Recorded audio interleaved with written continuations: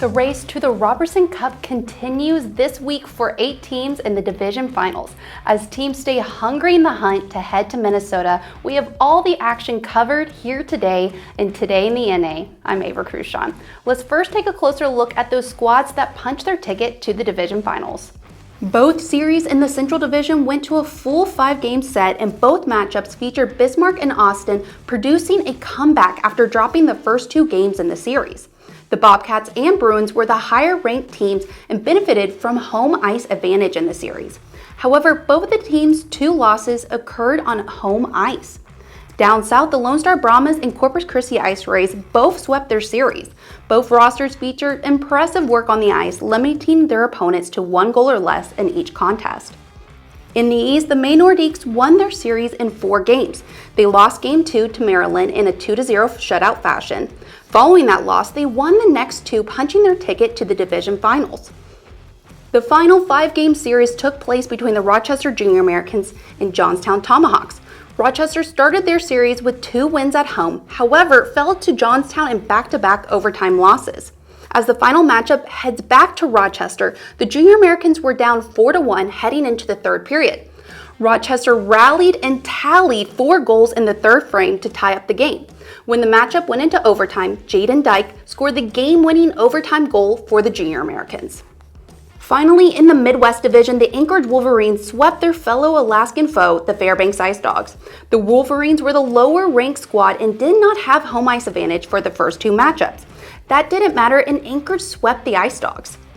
Heading down to the lower 48, another in-state battle took place between the Wisconsin Wendigo and Chippewa Steel. Wisconsin took the series win in a 4-game fashion. Their one loss happened in Game 2 with a 2-0 shutout victory for the Steel. Let's now take a closer look at all the division finals happening this weekend. We first head up to North Dakota, where the Bismarck Bobcats host the Austin Bruins. The Bobcats are making back-to-back appearances in the Central Division Final, while the Austin Bruins are making their return to the Central Division Final for the first time since 2023. On the season, the Bobcats have had the advantage, winning 6 of the 8 matchups, and the 2 wins that Austin was able to notch on their record happened at home. Both rosters are coming off a comeback series win in their division semifinals. Bismarck and Austin lost their first 2 games before winning the final 3 in the semifinal series. So far in the Midwest Division, the Anchorage Wolverines have had the Wisconsin Wendigo's number. The Wolverines are 5-1 on the season against the Wendigo, and the last time the Wendigo took a victory against Anchorage was the first matchup between the teams on October 4th.